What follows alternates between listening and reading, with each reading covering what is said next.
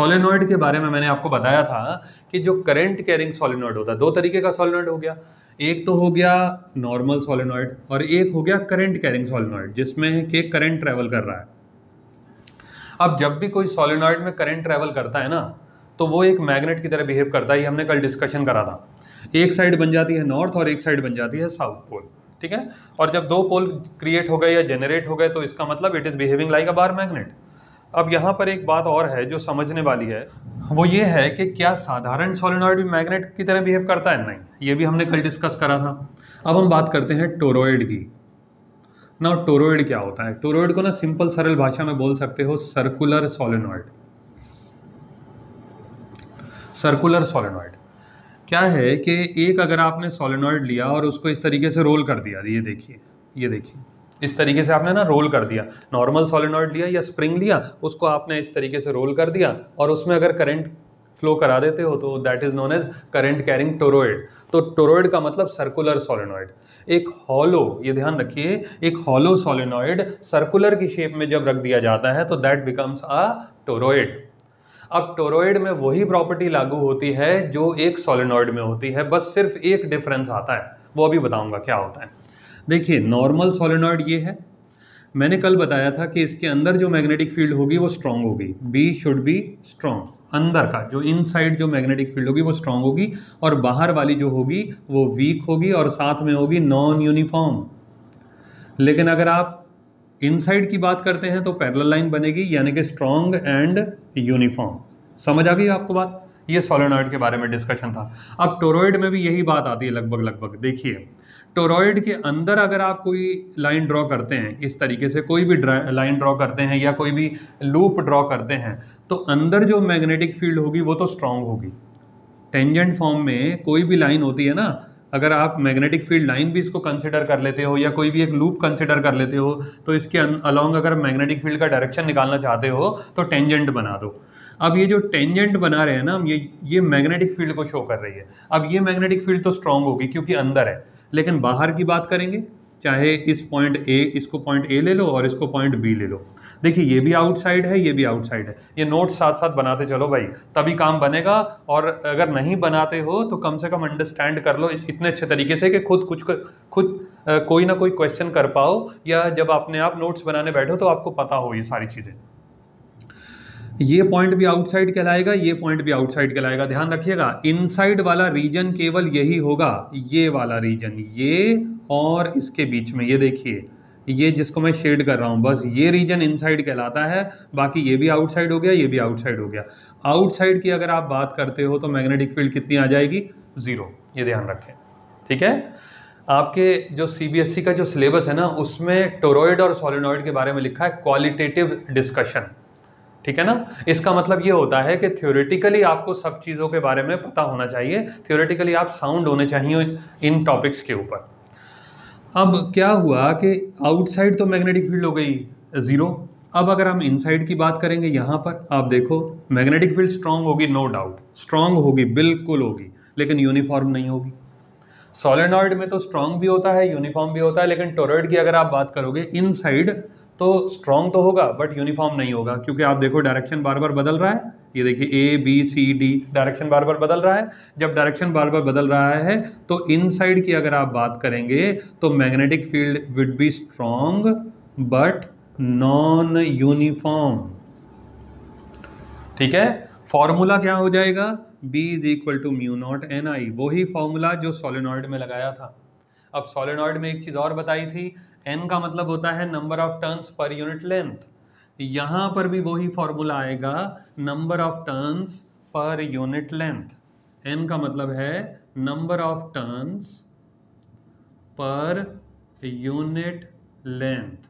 अब बताइए, circular portion है, उसकी लेंथ कितनी होती है? सरकमफ्रेंस, यानी कि 2πr। तो n is equal to total turns divided by 2πr।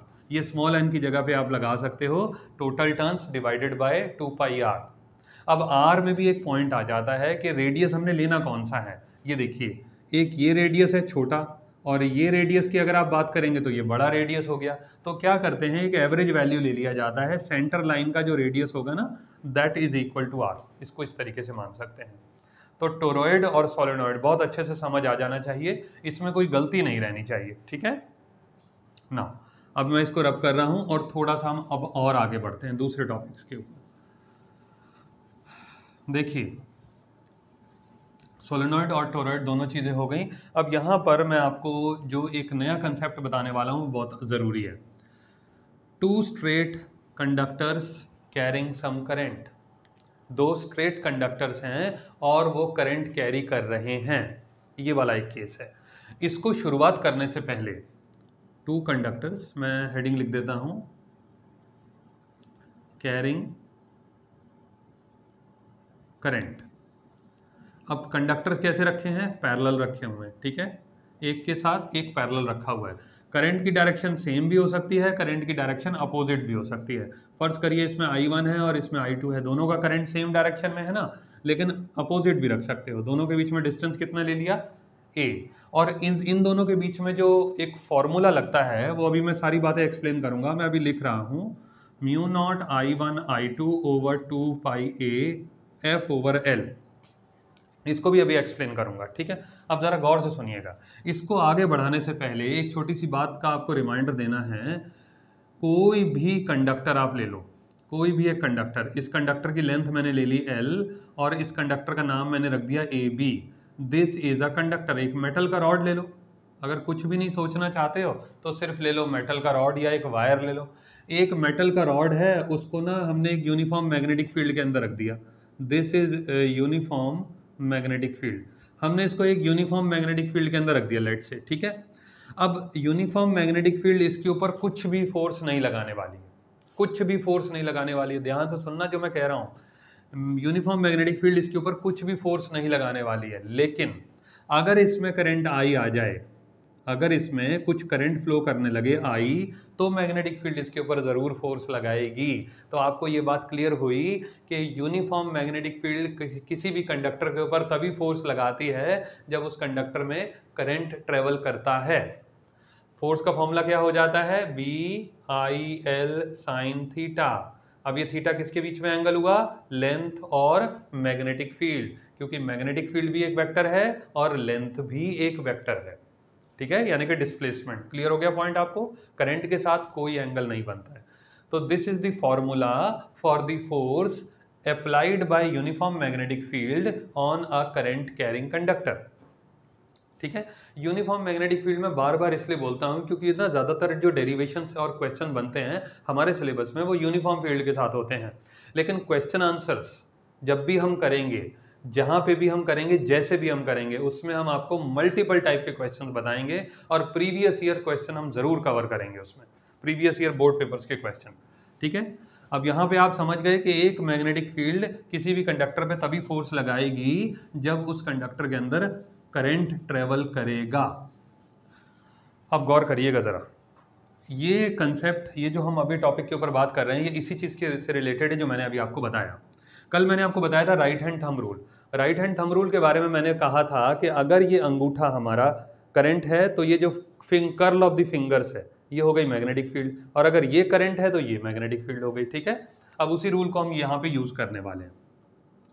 अब इसको समझिए, वैसे तो ये एक डेरिवेशन है प्रॉपर, लेकिन डेरिवेशन हम बाद में करेंगे। अब दूसरी बात पे आते हैं कि एक कंडक्टर है, दूसरा कंडक्टर I2, एक कंडक्टर के अंदर करंट है I1, दूसरे कंडक्टर के अंदर करंट है I2, और दोनों का करंट पैरेलल दिशा में, मतलब सेम डायरेक्शन में ऊपर की तरफ जा रहा है। अब दोनों आपस में क्या करेंगे, क्या फोर्स लगाएंगे एक दूसरे के ऊपर, यस। एक कंडक्टर के साथ दूसरा कंडक्टर रख दो, दोनों में करंट ट्रेवल करा दो, तो दोनों एक दूसरे के ऊपर फोर्स लगाते हैं। अब फोर्स दो तरीके का हो सकता है, अट्रैक्शन और रिपल्शन। अब यहां पे भी सुनिए, अगर तो दोनों का करंट का डायरेक्शन सेम है, सेम डायरेक्शन ऑफ करंट, अगर करंट का डायरेक्शन सेम है तब तो लगेगा अट्रैक्शन, तब तो दोनों एक दूसरे को अट्रैक्ट करने वाले हैं। लेकिन अगर अपोजिट डायरेक्शन ऑफ करंट है, अपोजिट डायरेक्शन ऑफ करंट, अगर करंट की दिशा उल्टी है, मतलब एक का करंट नीचे जा रहा है और एक का करंट ऊपर जा रहा है, ठीक है ना, तब क्या होगा, रिपल्शन। समझ आ गई बात। अगर एक कंडक्टर दूसरे कंडक्टर को रिपेल कर रहा है, इसका मतलब है कि दोनों में जो करंट ट्रेवल कर रहा है वो अपोजिट डायरेक्शन है, और अगर एक कंडक्टर दूसरे कंडक्टर को अट्रैक्ट कर रहा है, इसका मतलब दोनों में जो करंट है वो सेम डायरेक्शन में है। समझ आ गई बात? चलो जी, अब मैं इसको प्रूफ करके दिखाता हूं कि ये कह कैसे रहा हूं मैं। ये तो फॉर्मूला हो गया, फॉर्मूला भी समझ लो। चलो, mu naught I1 I2 over 2 पाई है, ये फॉर्मूला आएगा फोर्स पर यूनिट लेंथ का, फोर्स का नहीं है। अगर आपने फोर्स का फॉर्मूला निकालना है, न्यूमेरिकल पॉइंट ऑफ व्यू से ही बात इंपॉर्टेंट है, अगर आपने फोर्स का फॉर्मूला निकालना है तो L को इधर मल्टीप्लाई करना पड़ेगा, तब फोर्स आएगा। लेंथ न्यूमेरिकल में गिवन होगा कोई ना कोई, तब हमारा आंसर आ जाएगा। This F upon L is known as force per unit length. ठीक है, I1 I2 दोनों का करंट हो गया, म्यू नॉट एक कांस्टेंट हो गया 4 पाई इंटू 10⁻⁷, 2 पाई एक कांस्टेंट हो गया, और ए की वैल्यू हो गई दोनों के बीच का डिस्टेंस। मीटर्स में होना चाहिए वो, ठीक है, करंट एम्पियर्स में होना चाहिए। अब मैं आपको बताता हूं कि जो मैंने अट्रैक्शन और रिपल्शन की बात करी वो किस आधार पे करी, इसको जरा समझिएगा। सबसे पहले बात करिए करंट I1, बताइए क्या ये मैग्नेटिक फील्ड प्रोड्यूस करेगा?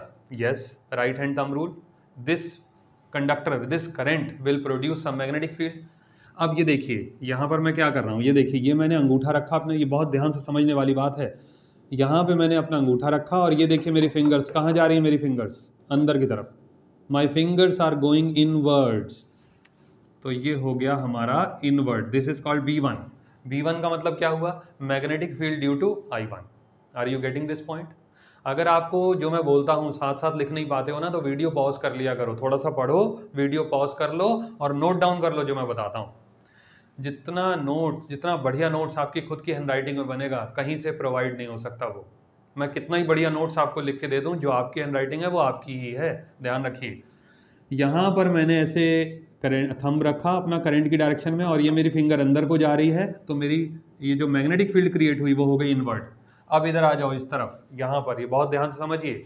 अब मैं यहाँ पर रख रहा हूँ, देखिए मैंने अपना हाथ ऐसे रखा, ये देखिए, ये मैंने रखा I2, करंट की जगह पे मैंने अपना अंगूठा रखा। अब बताइए मेरी फिंगर कहाँ जा रही है, देखिए बाहर को, मेरी फिंगर बाहर आ रही है, यानी कि magnetic field due to I2 कहाँ हो गई? आउटसाइड। तो B1 तो हो गया इनवर्ड और B2 हो गया आउटवर्ड, ठीक है ना? बताइए समझ में आ गई बात? अब एक करंट की जो मैग्नेटिक फील्ड है वो हो गई इनवर्ड, दूसरे करंट की जो मैग्नेटिक फील्ड हो गई वो हो गई आउटवर्ड। अब एक और लॉजिक सुनिए, B1 will exert force on I2 and B2 will exert force on I1। ये स्टेटमेंट बिल्कुल समझाने के लिए तो बिल्कुल ऑथेंटिक है, लेकिन एग्जाम में जब लिखना चाहिए ना, तो यहां लिखना चाहिए B1 will exert force on first conductor, B2 will exert force on second conductor, ठीक है ना? इस तरीके से लिख लेना जब नोट्स में लिखो, लेकिन अभी समझाने के लिए बता रहा हूं। क्या बताइए, अगर मैं एक कंडक्टर हूं, फर्ज करिए मैं एक कंडक्टर हूं, मैं एक मैग्नेटिक फील्ड प्रोड्यूस कर रहा हूं, क्या मेरे द्वारा प्रोड्यूस की गई मैग्नेटिक फील्ड मेरे ऊपर ही फोर्स लगाएगी? कभी नहीं लगाएगी। जो मेरी मैग्नेटिक फील्ड होगी वो दूसरे के ऊपर फोर्स लगाएगी, और जो दूसरे की मैग्नेटिक फील्ड होगी वो मेरे ऊपर फोर्स लगाएगी। Are you getting this point? मैंने क्या बोला? सिमिलरली जो B1 मैग्नेटिक फील्ड है वो I1 की वजह से प्रोड्यूस हुई, तो B1 जो है वो इस कंडक्टर के ऊपर कभी फोर्स नहीं लगाएगी, B1 will exert force on this conductor. तो B1 के साथ I2 का पेयर बनेगा और B2 के साथ I1 का पेयर बनेगा। समझ आ गई बात? अब देखिए फॉर्मूला क्या होता है, सुनिए। Force on a current carrying conductor, अभी बताया था थोड़ी देर पहले formula, F is equal to BIL sine theta, ठीक है? क्लियर हो गया? अब मैं बात क्या करने वाला हूँ, देखिए मैंने एक जगह लिखा है F12 और एक जगह मैंने लिखा है F21। F12 का मतलब होता है force on one due to second, और F21 का मतलब होता है force on second due to first, ठीक है ना? Force on first due to second, पहले के ऊपर फोर्स लगा रहा है कौन? दूसरा वाला, पहले के ऊपर फोर्स लगा रहा है दूसरा वाला, यानी कि जो सेकेंड वाली मैग्नेटिक फील्ड है वो पहले वाले करंट के ऊपर फोर्स लगा रही है। तो यहां लिखेंगे B2 I1 L sine theta, और F21 को ये यहाँ पे 12 लिखा है, यहाँ 21 लिखा है, तो अदला बदली कर दो, तो ये बन गया हमारे पास B1 I2 L sine theta. देखिए हमने क्या लिखा, समझ आई बात जो मैंने लिखा। देखिए फोर्स ऑन वन, एक को समझ लो तो दूसरा ऑटोमेटिकली आ जाएगा। अगर ये जो 12 लिखा है ना इसका कंसेप्ट समझ लो तो 21 वाला ऑटोमेटिकली रिवर्स कर देना। F12 का मतलब force on one due to second, पहले कंडक्टर के ऊपर फोर्स लग रहा है दूसरे की वजह से, दूसरे की मैग्नेटिक फील्ड पहले वाले के ऊपर फोर्स लगा रही है, तो दूसरे की मैग्नेटिक फील्ड पहले वाले का current length into sine theta. Clear हो गया। अब मैं आपको बताता हूं, इसी का हमने यहां पे रिवर्स करा है। अब यहां पर थीटा की वैल्यू क्या होगी 90 डिग्री, तो F12 is equal to B2IL और F21 is equal to B1I2L। अगर L को डिनोमिनेटर में ले जाते हो तो बन जाता है फोर्स पर यूनिट लेंथ, यहां पर भी बन जाता है फोर्स पर यूनिट लेंथ। ठीक है, अब यहां पे थीटा 90 कैसे हुआ ये बताने लगा हूं, गौर से इसको अच्छे से नोट भी कर लो, समझ भी लो। देखिए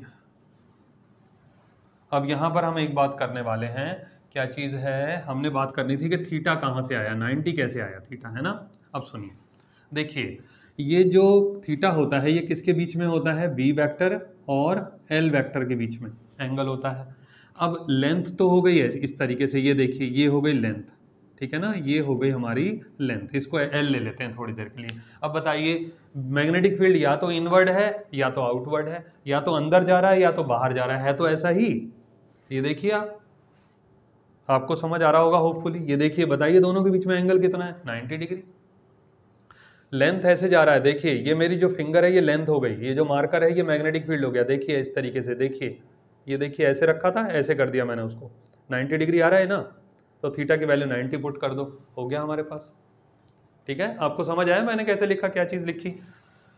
देखो क्या लिख रहा हूं, कैसे लिख रहा हूं, क्यों लिख रहा हूं, वो सारी बात आपको समझा रहा हूं, ध्यान से समझते जाओ।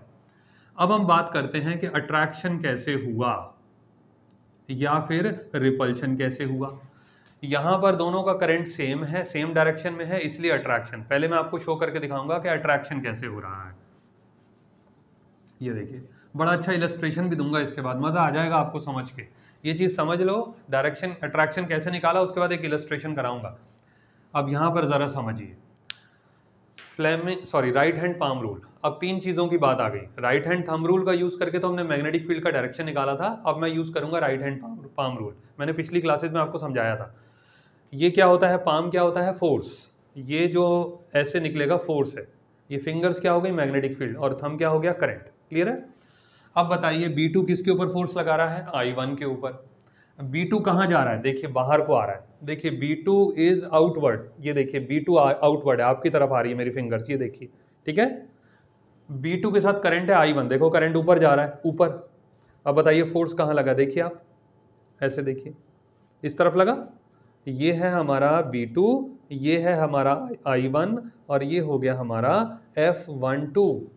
तो this is the direction of F12। देखिए ये हमने ये लिखा है, ये यहां पे मैं इसको डार्क कर देता हूं, F12, ये देखिए ये एरो बना साथ में। ठीक है, अब आ जाओ B1 के साथ I2। B1 कहां जा रहा है, देखो अंदर को, ये देखो अंदर को। I2 कहां जा रहा है, देखो ऊपर। B1 अंदर है, I2 ऊपर को जा रहा है, ये देखिए। बताइए ये फोर्स इधर हो गई मेरी तरफ, तो मैं इसको भी डार्क कर देता हूं, ये बन गया हमारे पास F21। अब बताइए दोनों फोर्सेस एक दूसरे को, दोनों कंडक्टर्स एक दूसरे को क्या कर रहे हैं, अट्रैक्ट, है ना। सिमिलरली आप यही रूल लगा करके फाइंड आउट कर सकते हो कि अगर एक कंडक्टर है और दूसरा कंडक्टर है, दोनों में करंट की रिवर्स डायरेक्शन है, तो दोनों एक दूसरे को रिपेल करने वाले हैं, ये ध्यान रखिएगा। उसमें फोर्सेज ऐसे इस तरीके से आ जाएंगे, दोनों एक दूसरे को रिपेल करने वाले। क्लियर हो गया। तो बस ये शॉर्ट पॉइंट याद रखो कि अगर दो कंडक्टर्स का डायरेक्शन ऑफ करंट सेम है तो in that case they will attract each other, otherwise they will repel each other. ठीक है, अब एक बड़ा सुंदर सा इलस्ट्रेशन आपको कराता हूं, हालांकि न्यूमेरिकल है लेकिन मुझे इलस्ट्रेट करना है उस चीज को, तो मैं आपको एक इलस्ट्रेशन के फॉर्म में बताऊंगा। ये देखिए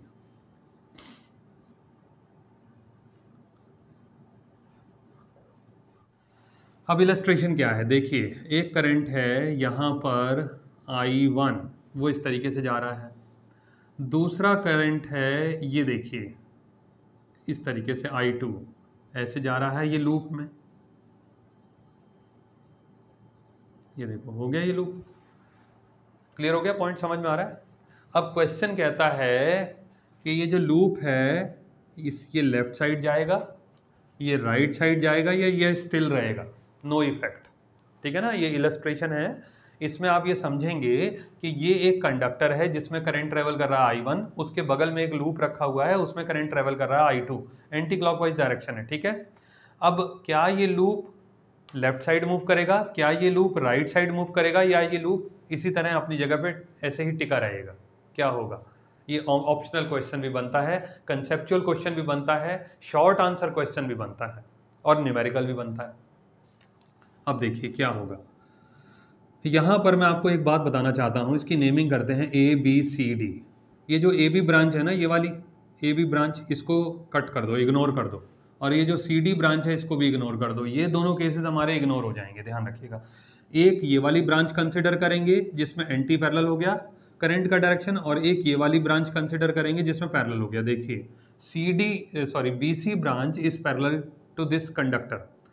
यहां पे मैं लिख देता हूं BC is parallel to conductor PQ, ले लेते हैं इसको, to PQ।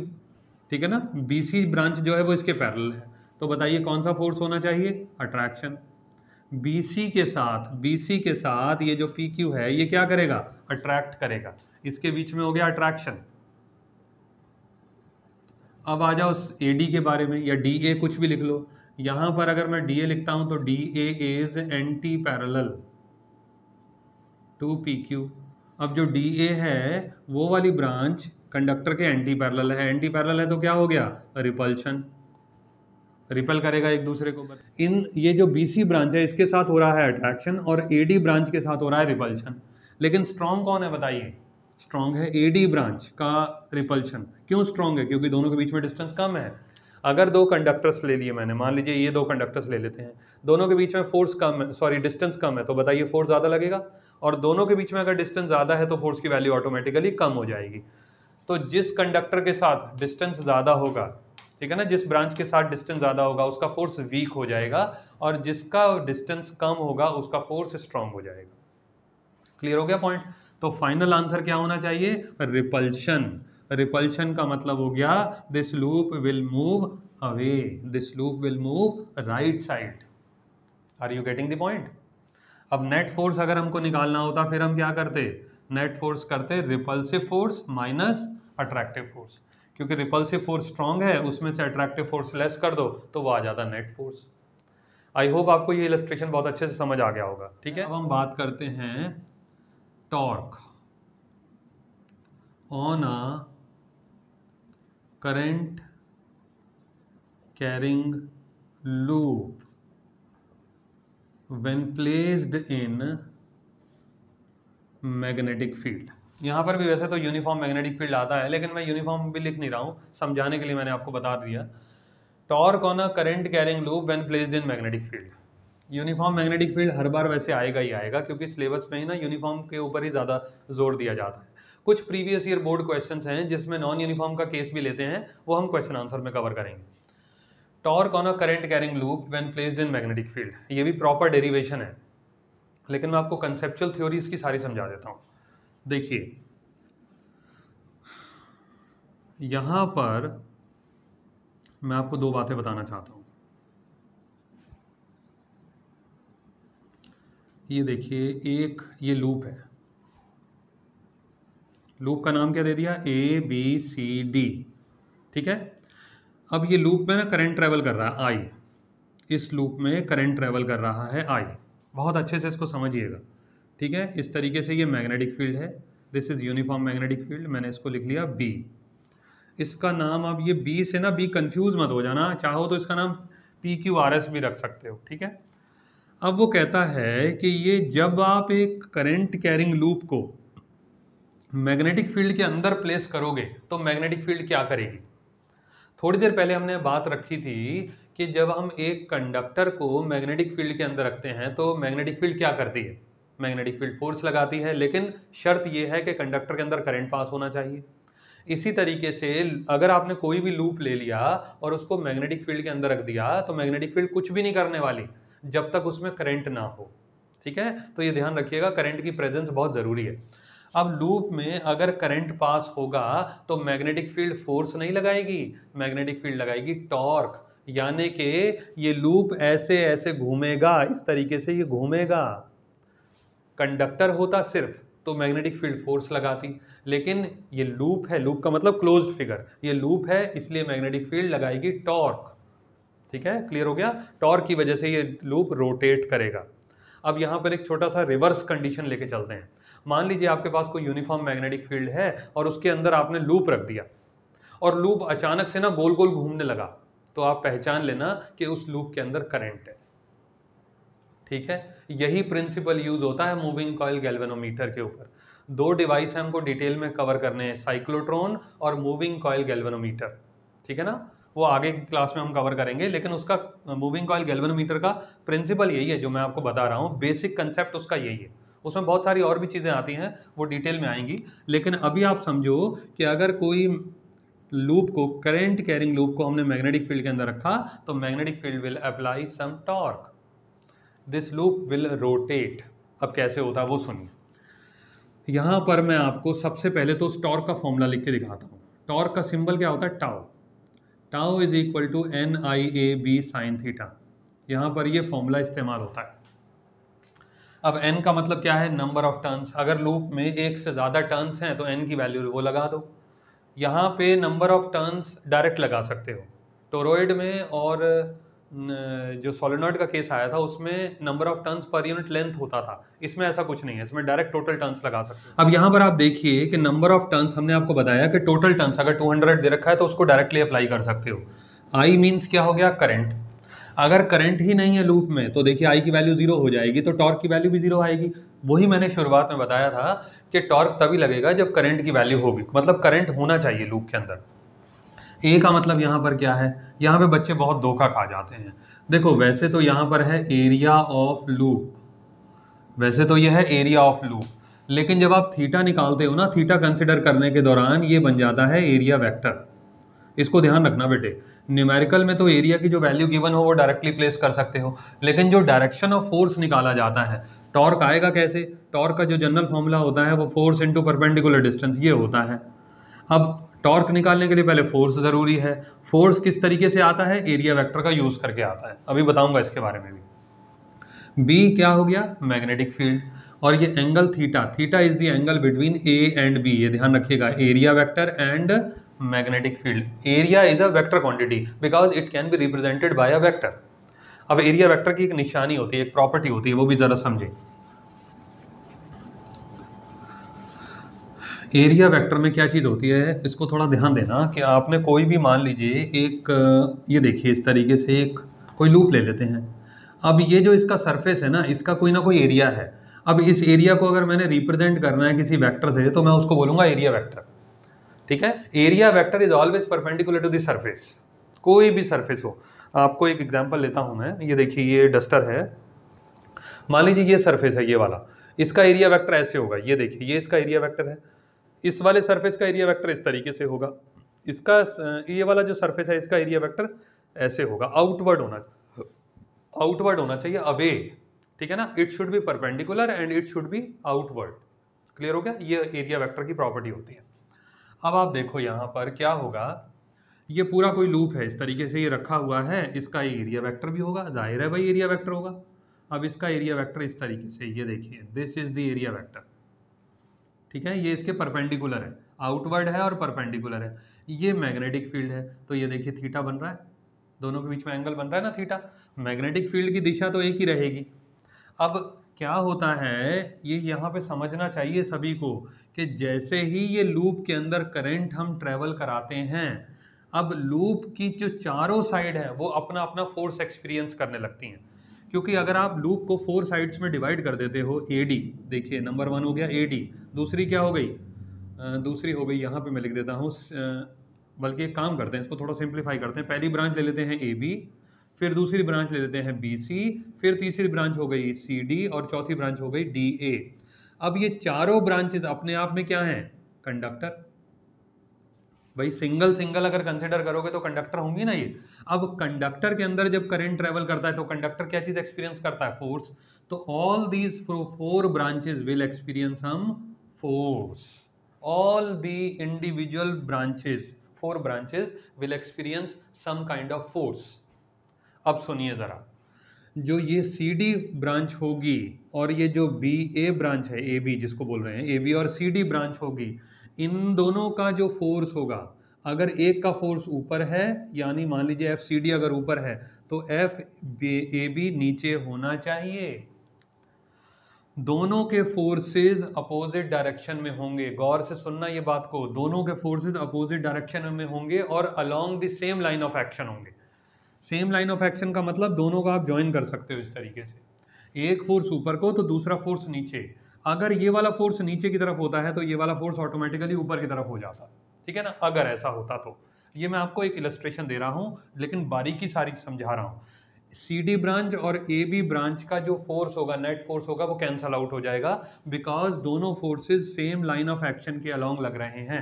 Same line of action का मतलब ये होता है कि एक ये बॉडी है, एक फोर्स इधर लगे और दूसरा फोर्स इधर लगे और दोनों फोर्स एक दूसरे के बराबर हो, तो बताइए नेट फोर्स कितना हुआ? 0। सेम लाइन ऑफ एक्शन में ना नेट फोर्स 0 हो जाता है अगर दोनों फोर्सेज इक्वल होते हैं, तो इक्वल एंड अपोजिट है। अब यहां पर आप देखिए ये कौन सी ब्रांच रह गई, अब हमारे पास रह गई सिर्फ 2 ब्रांच, ए डी और ये बी सी। अगर एक का फोर्स इस तरीके से है, देखते जाइए, एफ ए डी अगर इस तरीके से है तो एफ सी बी सी इस तरफ होगा, एफ बी सी। मैं इसको थोड़ा सा डार्क कर देता हूं, ये देखिए, एफ बी सी इस तरफ होगा और एफ ए बी इस तरफ होगा। दोनों फोर्स अपोजिट तो होंगे but same line of action में नहीं होंगे। तो मैं यहां पे कुछ बातें लिखने लगा हूं, F C D and F A B ये क्या होंगे? Equal and opposite, equal and opposite. समझ में आ गई आपको बात? तो नेट फोर्स क्या हुआ? 0। ये इसने और इसने आपस में एक दूसरे को कैंसिल कर दिया। अब यहाँ पर ये जो फोर्स है एफ ए बी और दूसरा फोर्स है एफ बी सी, ये दोनों इक्वल तो होंगे but 100% same line of action में नहीं होंगे। अपोजिट भी बोल सकते हो आप इनको, भाई अपोजिट हैं, इक्वल एंड अपोजिट। चलो मैं यहाँ पे लिख देता हूँ और आपको सिमिलैरिटी बताता हूँ। आप कहेंगे कि ये दोनों भी कैंसिल हो जाना चाहिए। दूसरे शब्दों में अगर समझो, अगर मैं दोनों जगह इक्वल एंड अपोजिट लिखता हूँ तो आप कहेंगे जब ये कैंसिल हो रहा है तो ये भी कैंसिल होना चाहिए, नहीं होगा। इसकी वजह क्या है? Same line of action. ये जो दोनों कैंसिल हो रहे हैं ना, इनका लाइन ऑफ एक्शन सेम है, लेकिन ये दोनों इक्वल एंड अपोजिट तो हैं, लेकिन लाइन ऑफ एक्शन तो सेम नहीं है। ये एक कंडक्टर है, एक फोर्स अगर इधर लग रहा है, ये देखिए, तो दूसरा फोर्स नीचे लगना चाहिए। इसको बोलते हैं लाइन ऑफ एक्शन सेम ना होना। एक फोर्स ऊपर है, यहां देखिए इस कॉर्नर पे, और दूसरा फोर्स यहां देखिए, है ना, इक्वल एंड अपोजिट तो हैं लेकिन लाइन ऑफ एक्शन सेम नहीं है। अब यहां आ जाओ, ये वाला केस, ये देखिए इधर लग रहा है फोर्स और दूसरा फोर्स इधर लग रहा है, इक्वल एंड अपोजिट भी है और लाइन ऑफ एक्शन भी सेम है।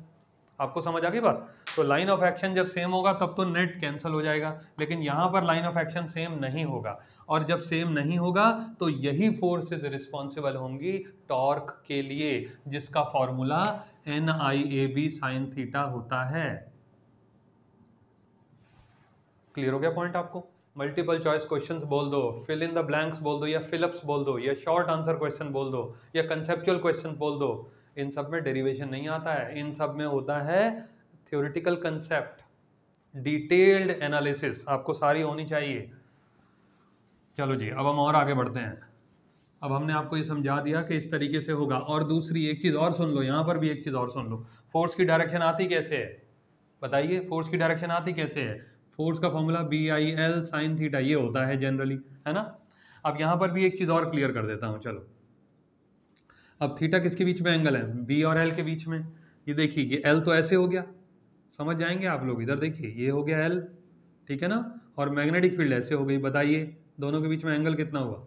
दिस इज L, ये इसको L लिख रहा हूँ और इसको मैं मैग्नेटिक फील्ड लिख रहा हूँ, तो दोनों के बीच में एंगल कितना हुआ? 90 डिग्री। तो थीटा की वैल्यू हो गई 90, तो फॉर्मूला sin 90 की वैल्यू 1, तो BIL आप लगा सकते हो फोर्स अगर कैलकुलेट करते हो। और एक चीज समझ लो, फोर्स का डायरेक्शन आया कैसे? राइट हैंड पाम रूल, याद आता है? Right hand palm rule. Magnetic field भी इन्वॉल्व है, देखिए करंट भी इन्वॉल्व है और ये फोर्स भी हो गया, तीन चीजें इन्वॉल्व हो गई। जब तीन चीजें इन्वॉल्व हो जाती हैं तो right hand palm rule use होता है। अगर सिर्फ करंट और मैग्नेटिक फील्ड होती तब हम right hand thumb rule use करते।